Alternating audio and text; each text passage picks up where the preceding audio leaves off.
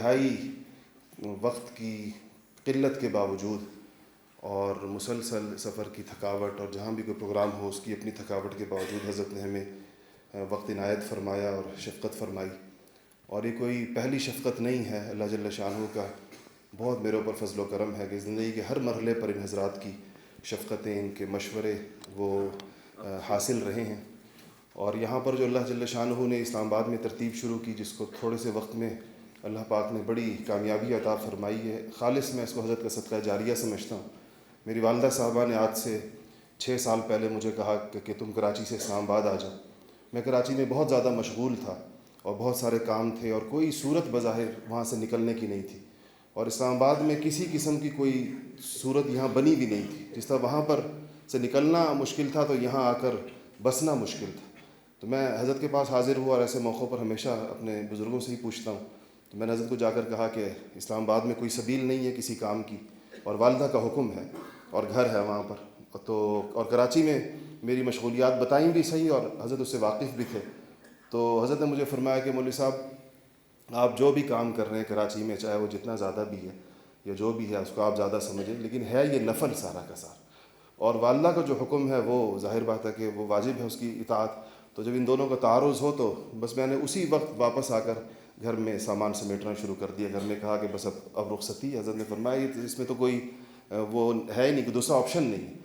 تو اس آمد کو اللہ جل شانہ نے میرے لیے ہر لحاظ سے، والدہ کی خوشنودی کے اعتبار سے وہ اتنی خوش ہوئیں، اور کاموں کے اعتبار سے یہاں سے میرے لیے بہت ہی باعث مسرت بھی بنایا، اور خوشی بھی ہوئی اس فیصلے پر اپنے. اور ہر گزرتے دن کے ساتھ اس میں اس کے ثمرات اور اس کے برکات دیکھنے اللہ جل شانہ نصیب فرما رہے ہیں. چونکہ یہاں بہت سارے ایسے حضرات تشریف فرمائیں جن کو میں ان کاموں کی تھوڑی سی تفصیل بتانا چاہتا ہوں، معمولی سی ہلکے چند الفاظ کے اندر. مجھے بہت ہی حجاب ہے اس بات پر، حضرت کا مزاج چونکہ الحمدللہ ساتھ سفر اسفار کے مواقع ملتے رہتے ہیں اور مجھے اس سے اچھی طرح واقفیت ہے. تو میں کوئی ایسی بات نہیں کہنا چاہتا جس سے حضرت کی تعریف کا پہلو نکلتا ہو، کیونکہ وہ پسند نہیں فرماتے. لیکن ان کاموں کا میں ضرور ذکر کرنا چاہتا ہوں جو اللہ جل شانہ نے ان سے لیے ہیں. اس حوالے سے لوگوں میں عام طور پر جو بڑی شہرت ہے وہ اسلام کے نظام معیشت کے حوالے سے، اور انگریزی حلقوں کے اندر حضرت کو فادر آف اسلامک فائنینس کہا جاتا ہے، کہ اس بڑے شعبے میں اس کی اس زمانے کے اعتبار سے کیا عملی شکلیں ہو سکتی ہیں، اور سود کے خاتمے کی اور دیگر اس حوالے سے حضرت کا جو کام ہے بین الاقوامی طور پر جتنی بھی بین الاقوامی فورمز ہیں اس حوالے سے، ان میں سے تقریباً بیشتر کے کئی دہائیوں سے صدر نشین ہیں. دارالعلوم کراچی پاکستان کا اتنا ایک باوقار تعلیمی ادارہ ہے، نصف صدی سے زیادہ کی اپنی تاریخ رکھنے والا، اور وہ حضرت کے والد ماجد مفتی اعظم پاکستان حضرت مفتی محمد شفیع صاحب رحمۃ اللہ علیہ کا صدقہ جاریہ ہے. اور ہمارے ہاں جو اساتذہ آپ کو پڑھاتے ہیں اور جو دارالافتاء والاحسان میں ہمارے جو مفتیان کرام ہیں، یہ میرے علاوہ سارے کے سارے دارالعلوم کراچی ہی کے فضلاء ہیں اور وہاں کے حضرات ہیں. یہ دارالعلوم کراچی ہی کا فیض ہے.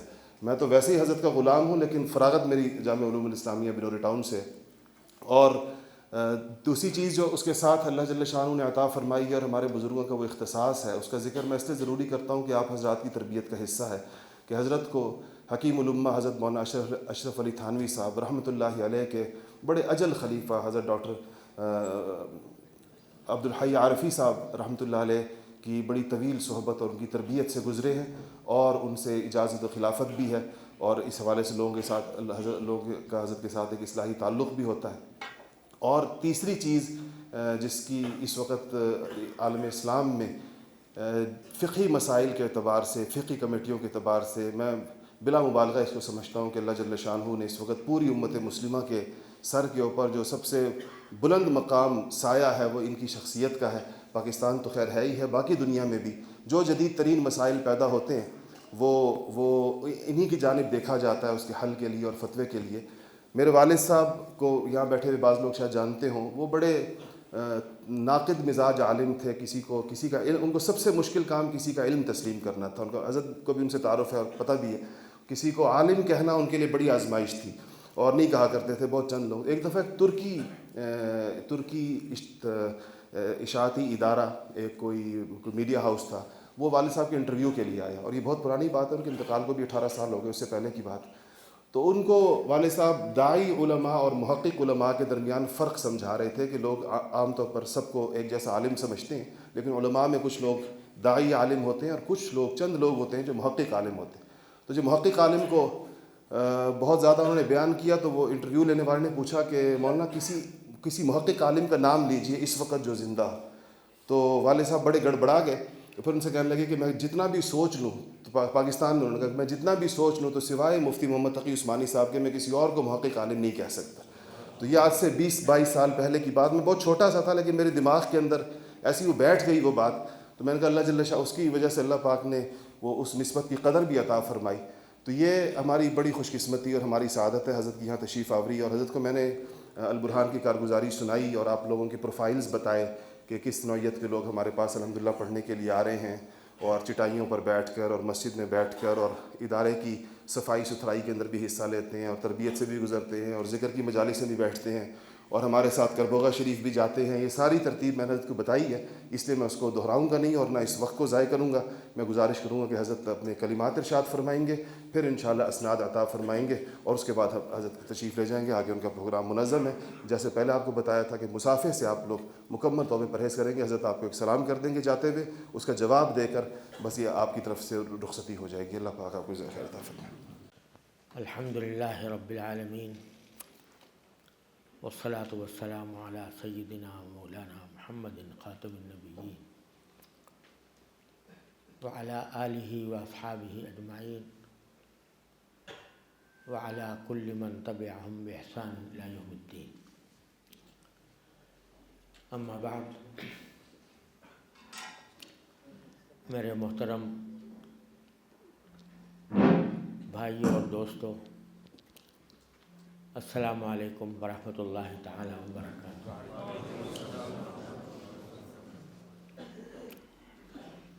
الحمدللہ آج اس مبارک ادارے میں اللہ تبارک و تعالی نے حاضری کی سعادت عطا فرمائی.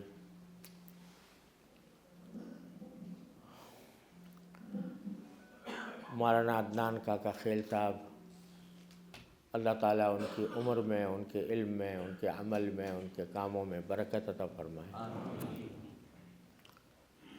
انہیں اللہ تبارک و تعالیٰ نے بڑی صلاحیتوں سے نوازا ہے، اور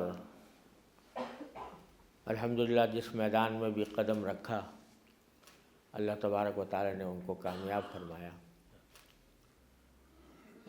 انہوں نے مجھے اسی سفر کے موقع سے پہلے مجھے یہ تو معلوم تھا کہ وہ دارالفتہ اللسان کا ادارہ قائم کیے ہوئے ہیں، لیکن اس ادارے کے بارے میں مجھے اسی سفر کے دوران معلوم ہوا اور بڑی مسرت ہوئی کہ اللہ تبارک و تعالی نے ان سے ان کے دوسرے کاموں کے ساتھ یہ بھی عظیم کام لیا. معلوم ہوا کہ ماشاءاللہ 1 سال سے یہ ادارہ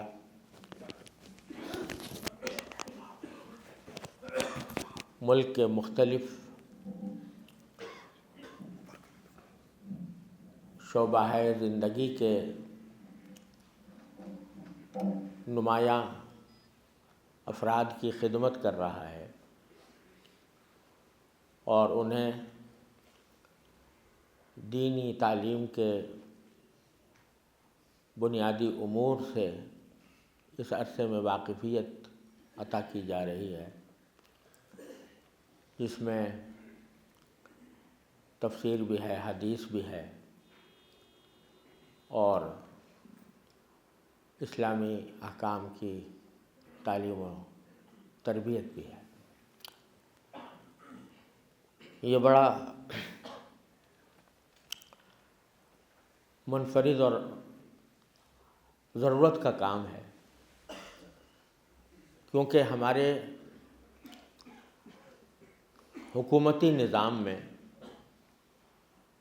اور مختلف شعبوں میں جو ادارے قائم ہیں ان میں خدمت انجام دینے والوں میں دین کی صحیح معلومات کا فقدان جیسا ہے. ان کو جس تعلیمی نظام کے تحت پروان چڑھایا گیا اس کو ساری علم کا جو مرکز ہے ان کو مغرب میں نظر آتا ہے، اور وہ اپنی گدڑی میں چھپے ہوئے لال سے ناواقف ہیں۔ اللہ تبارک و تعالیٰ نے ہمیں اپنے فضل و کرم سے ایسا دین عطا فرمایا اور دین کے ایسے علم بردار عطا فرمائے جنہوں نے کسی شعبہ زندگی کو نہیں چھوڑا جس میں عظیم ورثہ ہمارے لیے تیار نہ کیا۔ مجھے ایک واقعہ یاد آ رہا ہے۔ میں سپریم کورٹ میں شریعت اپیلیٹ بینچ کے جج کی حیثیت میں 17 سال میں نے کام کیا، اور شاید اتنے طویل عرصے شاید کوئی شخص سپریم کورٹ میں نہ رہا ہو جتنا میں نے وقت وہاں گزارا۔ تو وہاں ہمارے درمیان جو مقدمات آتے تھے تو اس میں کچھ ہم جیسے طالب علم بھی ہوتے تھے جج کی حیثیت میں، اور وہ حضرات بھی ہوتے تھے جن کی ساری زندگی وکالت میں گزری، جن کی ساری زندگی قانون کی تعلیم و تربیت میں گزری۔ اتفاق سے ہمارا کام ایسا تھا کہ جو مروجہ قوانین ہیں ان کا جائزہ لینا ہوتا تھا، اور اس کی ایک ایک شق کو گہری نظر سے دیکھنا ہوتا تھا۔ تو جو کچھ میں بحیثیت طالب علم کے ہم نے اپنے مدرسوں میں پڑھا، اس کی وجہ سے بات ذرا جلدی سمجھ میں آ جاتی تھی قانون کی، اور بعض حضرات کو کچھ دیر لگتی تھی۔ تو اس وقت جو چیف جسٹس تھے انہوں نے ہماری ایک مجلس بیٹھی ہوئی تھی جس میں جج صاحبان جو یعنی معروف جج صاحبان ہیں وہ بھی تھے، میں بھی تھا۔ کسی قانون کی تشریح پر گفتگو ہو رہی تھی، تو میں نے اپنی کچھ رائے ظاہر کی کہ اس کی تشریح در حقیقت یوں ہے۔ تو اس پر چیف جسٹس نے کہا کہ یہ مجھے حیرت ہوتی ہے کہ انہوں نے کبھی ساری زندگی وکالت نہیں کی، لیکن یہ قانون کی بات بہت تیزی سے پکڑتے ہیں۔ تو ایک دوسرے جج صاحب وہاں موجود تھے، انہوں نے کہا کہ ہاں انہوں نے LLB کیا تھا اور سیکنڈ پوزیشن کے ساتھ کیا تھا۔ تو میں نے اس پر عرض کیا کہ یہ LLB کی وجہ سے نہیں ہے، در حقیقت اس وجہ سے ہے کہ میں نے ہدایہ پڑھی ہے، اور الحمدللہ سمجھ کر پڑھی ہے۔ تو اگر میں کوئی قانون کی کوئی باریک بات اللہ تعالیٰ میرے دل میں ڈال دیتے ہیں تو وہ LLB پڑھنے کی برکت سے نہیں ہے۔ LLB میں نے اس طرح کیا تھا کہ امتحان سے صرف 1 مہینہ پہلے چھٹی لے کر، دارالعلوم سے چھٹی لے کر 1 مہینہ پہلے میں نے اس کا مطالعہ کیا تھا، اور پھر LLB کیا۔ مجھے احساس کمتری تھی کہ سارے لوگ سارے سال پڑھتے آ رہے ہیں، میں نے 1 مہینے کے اندر پڑھا ہے، تو جب امتحان ہوگا تو دوسروں کے ساتھ کیسے چل سکوں گا۔ جب وہاں امتحان سے پہلے جہاں طالب علم بیٹھ کے ذرا آپس میں مذاکرہ کرتے ہیں، جب میں وہاں پہنچا تو کچھ مجھے اندازہ ہوا کہ جنہوں نے سارے سال پڑھا ہے تو وہ بھی بعض اوقات وہ بات نہیں سمجھ پا رہے ہیں جو اللہ تعالیٰ نے مجھے سمجھا دی ہے، اور جب امتحان کا نتیجہ آیا تو میری سیکنڈ پوزیشن تھی۔ تو یہ در حقیقت اس وجہ سے نہیں کہ میں نے ہدایہ پڑھی تھی، اور الحمدللہ فقہ اور اصول فقہ سے خصوصی مناسبت تھی، تو اس کی وجہ سے یہ تھا۔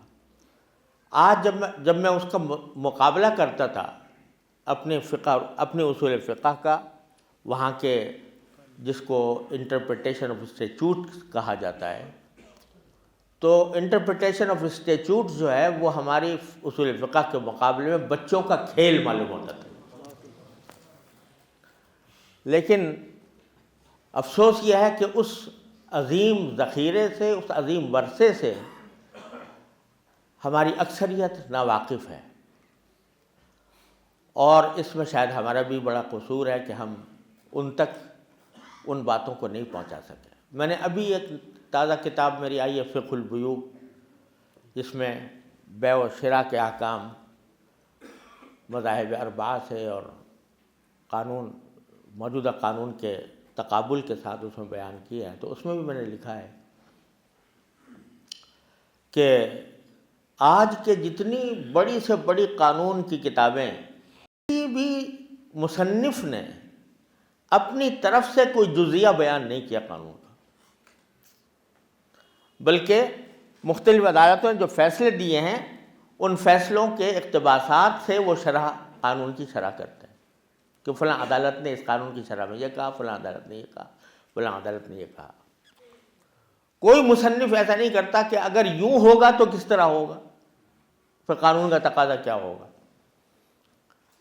تو لیکن ہمارے فقہائے کرام کی کتابیں آپ دیکھیں، اور خاص طور سے میں اس تصنیف کے دوران میں جس مطالعے سے زیادہ اور زیادہ گہرائی کے ساتھ مطالعہ کرنے کی نوبت آئی، تو عقل حیران ہوتی ہے کہ کس جامعیت کے ساتھ، کس دقت نظر کے ساتھ، اور ایسی ایسی جزیات سوچ سوچ کر کہ اگر یوں ہوگا تو اس کے کیا حکم ہوگا، اتنی تفصیل کے ساتھ ان حضرات نے بیان فرمائی ہے۔ اور مبسوط سرخسی، علامہ سرخسی رحمۃ اللہ علیہ کی مشہور کتاب ہے، 30 جلدوں میں انہوں نے اس طرح لکھوائی ہے کہ خود ان کو گرفتار کر لیا گیا تھا، اور اس زمانے میں گرفتار کرنے کے لیے جیل خانے سے بھی ہوتے تھے، لیکن جیل خانے کے علاوہ جو اور زیادہ شدید گرفتاری کسی کو کرنی ہو تو ایک اندھے کنویں میں اس کو پھینک دیا جاتا تھا، اندھے کنویں میں جس میں پانی نہیں ہے، وہاں پر وہ قید ہوتا تھا۔ تو وہ اندھے کنویں میں جب پہنچ گئے تو اور کچھ کام کر نہیں سکتے تھے، تو اپنے شاگردوں سے کہا تھا کہ آپ میرے کنویں کے من کے اوپر آ جایا کریں اور میں آپ کو کچھ املا کرا دیا کروں گا۔ وہ املا کرایا، جبکہ کوئی کتاب، مآخذ کی کوئی کتاب ان کے پاس نہیں تھی، اور اس کو املا کرا کر لکھوایا۔ 30 جلدوں میں وہ کتاب چھپی ہوئی ہے۔ اور جب کسی کتاب کا خاتمہ ہوتا ہے تو اس کے آخر میں لکھتے ہیں کہ املاہ، اپنا نام لکھتے ہیں کہ میں نے یہ املا کرایا، وَهُوَ مَحْبُوسٌ فِي الْجُبِّ وَهُوَ مَحْبُوسٌ مَمْنُوعٌ مِنَ الْجُمَعِ وَالْجَمَاعَاتِ، یعنی کتاب الصلاۃ کے احکام لکھ رہے ہیں مثلا، اور جمعہ کے احکام لکھ رہے ہیں، عید کے احکام لکھ رہے ہیں، جب ختم کرتے ہیں تو کہتے ہیں کہ ایک ایسے شخص نے اس کو املا کرایا ہے جو خود جمعہ اور جماعت میں حاضر نہیں ہو سکتا۔ پوری مبسوط سرخسی 30 جلدوں میں، آج ماخذ ہے فقہ حنفی کا زبردست ماخذ۔ اسی زمانے میں انہوں نے شرح السیر الکبیر لکھی ہے، اسی زمانے میں اصول السرخسی لکھی ہے، اور عقل حیران ہوتی ہے کہ کس جامعیت کے ساتھ، کس دقت نظر کے ساتھ انہوں نے جزیات جمع کیے۔ تو اللہ تبارک و تعالیٰ نے ہمیں اپنے فضل و کرم سے ایسا ورثہ عطا فرمایا ہے ہر علم و فن میں۔ یہ تو میں نے آپ کو فقہ کی مثال دی ہے، لیکن ہر علم و فن میں، یہاں تک کہ جن کو دنیاوی علوم و فنون کہا جاتا ہے، حساب اور ریاضی، یہ ہم نے تو، میں تو مشکل سے اعشاریہ اور کسور تک پڑھا ہوا تھا حساب، لیکن جب ہمارے استاد تھے، اللہ تعالیٰ ان کے درجات بلند فرمائے، ہمارے مفتی رشید احمد صاحب لدھیانوی رحمۃ اللہ علیہ، تو انہوں نے یہ فرمایا کہ بھئی میں تمہیں حساب اور پڑھانا چاہتا ہوں۔ تو ایک کتاب انہوں نے ہمارے لیے مقرر فرمائی جس کا نام خلاصۃ الحساب تھا، اور پھر اس کے ذریعے حساب پڑھایا۔ تو اس وقت پتہ چلا کہ ہمارے علماء کرام نے حساب میں کتنا زبردست علم ہمیں عطا فرمایا، وہ ہمیں حساب کے ساتھ ساتھ اس کا عملی، جس کو آج کل پریکٹیکل کہا جاتا ہے، وہ کام کرایا کرتے تھے۔ انہوں نے جو آلات ہمارے اسلاف نے ایجاد کیے تھے حسابات کے لیے، وہ کہتے اس میں ہمیں انہوں نے طریقہ سکھایا کہ زمین سے لے کر چاند تک پیمائش کرنے کا کیا طریقہ ہے، کتنے فٹ ہے، کتنے گز ہے۔ تو وہ اس کا ایک خاص طریقہ تھا اور بالکل ایکوریٹ۔ اس کا تجربہ کر کے انہوں نے بتایا دیکھو یہ وہ اس زمانے کا تیار کیا ہوا آلہ تھا، یہ آج کے آلات نہیں تھے، اس زمانے کا تیار کیا آلات کے دیکھو، اس کا تجربہ کر کے دیکھ لو کہ یہاں اس کو رکھو، اور اس کا خاص طریقہ تھا ارباب مقنطرہ یا ارباب مجیبہ۔ تو وہ اس کے ذریعے دیوار کی چھت کو دیکھو کہ یہ کتنی ہے، تو بالکل ایگزیکٹ پیمائش اس کے ذریعے ہو جاتی تھی۔ تو کہتے ہیں کہ اسی کے ذریعے اگر تم چاند تک پہنچنے کی پیمائش کرنا چاہو تو اسی اصول کو لے کر تم چاند تک کی پیمائش بھی کر سکتے ہو۔ انہی مفتی رشید احمد صاحب رحمۃ اللہ علیہ کی بات ہے کہ انہوں نے یہ فرماتے تھے کہ قبلہ جو ہے وہ جنوب سے وہ 2.5 ڈگری ہٹا ہوا ہے، جنوب کی طرف، مغرب سے جنوب کی طرف 2.5 ڈگری ہٹا ہوا ہے۔ مجھے ذرا ایگزیکٹ ان کا یاد نہیں رہا، لیکن شاید 2.5 ڈگری کی بات۔ ایک جہاز کے کیپٹن آ گئے، انہوں نے کہا کہ نہیں 2.5 ڈگری نہیں ہے، 2 ڈگری ہے یا کچھ، اس کے کچھ فرق تھا ان کے کہنے میں اور ان کے کہنے میں، مجھے وہ ایگزیکٹ فگر یاد نہیں رہی، میرے سامنے کی بات ہے۔ تو مفتی صاحب نے کہا کہ نہیں یہ غلط ہے، اور جو فرما رہے تھے اسی کے اوپر اصرار کیا۔ انہوں نے کہا حضرت میں تو جہاز اڑا کے لے جاتا ہوں روزانہ اسی ڈگری کے اوپر، جہاز آپ کہہ رہے ہیں کہ یہ فلاں ڈگری ہے، اور میں جس ڈگری پر جہاز اڑانے کے لیے کہہ رہا ہوں تو اس ڈگری پر تو میں جہاز اڑا کر لے کے جاتا ہوں، آپ یہاں بیٹھ کر کیسے اس کی تردید کر سکتے ہیں؟ تو مفتی صاحب نے کہا آپ اس ڈگری پر کبھی نہیں لے جا سکتے جہاز کو، اس ڈگری پر کبھی نہیں لے جا سکتے۔ اس نے کہا میں روزانہ لے جاتا ہوں، آپ کہتے ہیں لے جا نہیں سکتے۔ تو مفتی صاحب نے فرمایا کہ آپ کو اس کا اندازہ یہ نہیں، آپ نے غور کیا کہ زمین گول ہے، اور جب آپ جہاز کو لے کر جاتے ہیں تو اگر جس ڈگری پر چلیں گے اسی ڈگری پر چلتے رہیں گے تو کبھی اس منزل تک نہیں پہنچ سکتے، اس کو ہٹانا پڑے گا، دائیں ہٹانا پڑے گا یا بائیں ہٹانا پڑے گا، تب آپ اس منزل تک پہنچ سکتے ہیں۔ اس کے بغیر ان کی آنکھیں پھٹی کی پھٹی رہ گئی کہ ایک بوریا نشین دارالعلوم مدرسے کا پڑھانے والا وہ ہمیں ہماری غلطی نکال رہا ہے۔ اس نے کہا جی بات آپ بالکل ٹھیک کہہ رہے ہیں، حقیقت یہی ہے۔ تو میں صرف فقہ کی بات نہیں کر رہا، ریاضی اور حساب کی بات بھی کر رہا ہوں، اور وہ مفتی رشید احمد صاحب نے کسی سائنس کالج کے اندر نہیں پڑھا تھا، نہ وہاں کی کتابیں، وہ انگریزی نہیں جانتے تھے تو وہ کیا پڑھتے، انہوں نے عربی کی کتابوں سے یہ حاصل کیا تھا۔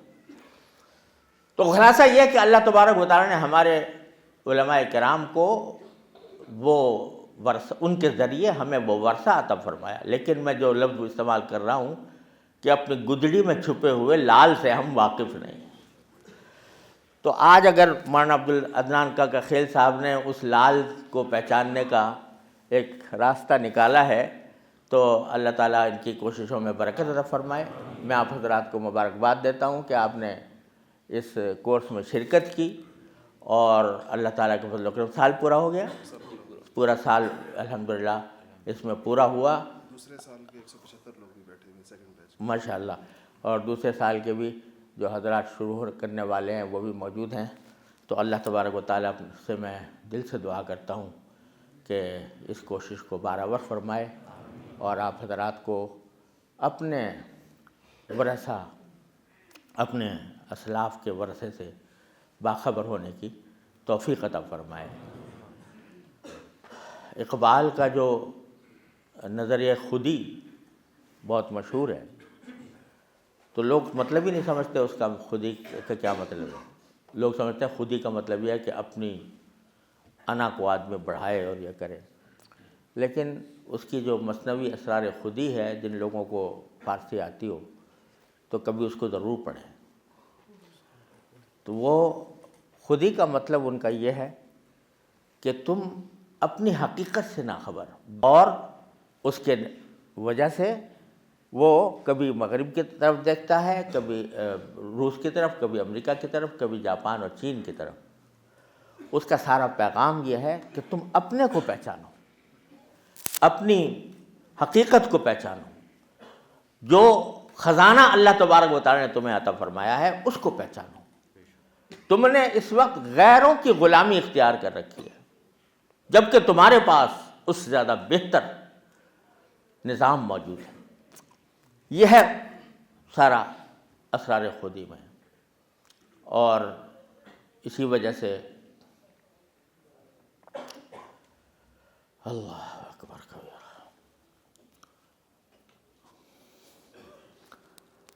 اقبال نے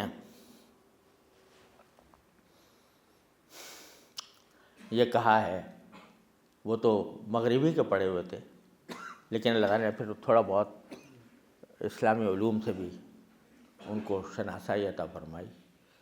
تو وہ کہتا ہے کہ حاصل اس کا یہ ہے کہ میں خود مغرب میں رہا ہوں، مغرب کے علوم میں نے پڑھے ہیں، لیکن وہاں پر میں نے ایسا زہر محسوس کیا ہے کہ جس سے سانپ بھی پیچ و تاب کھا جائے۔ تو میں یہ دعوت دیتا ہوں، اقبال کا کہنا یہ ہے کہ میں دعوت اس بات کی دیتا ہوں کہ تم ادھر دیکھنے کے بجائے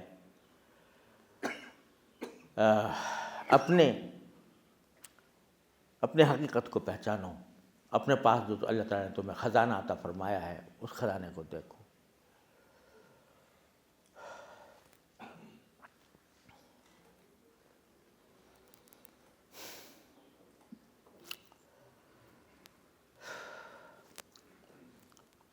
اب حافظہ بھی ہمارا رخصت ہو رہا ہے، بڑے شعر یاد تھے ان کے، تو وہ ایک شعر یاد آ رہا تھا جس میں پروانے سے خطاب کر کے اس نے کہا تھا کہ پروانے طواف شمع سے آزاد ہو، طواف شمع سے آزاد ہو، اپنی ہستی کے تجلی زار میں آباد ہو۔ تو اپنی ہستی کے تجلی زار، اپنی ہستی کا تجلی زار یہ ہمارے اسلاف کا چھوڑا ہوا ورثہ ہے۔ اس میں جتنا آپ آگے بڑھیں گے اتنا ہی انشاءاللہ راستہ نکلے گا اور اللہ تبارک و تعالیٰ منزل تک پہنچائیں گے۔ دل سے دعا کرتا ہوں کہ اللہ تعالیٰ اس کوشش کو برابر فرمائے، ان کے لیے صدقہ جاریہ بنائے، اور ان کو مزید اللہ تعالیٰ دین کی خدمت کی توفیق عطا فرمائے۔ جن حضرات نے کورس مکمل کیا ہے اللہ تعالیٰ ان کو علم نافع، عمل صالح عطا فرمائے، وہ اپنے ملک و ملت کے لیے ایک اثاثہ ثابت ہو۔ وآخر دعوانا الحمدللہ۔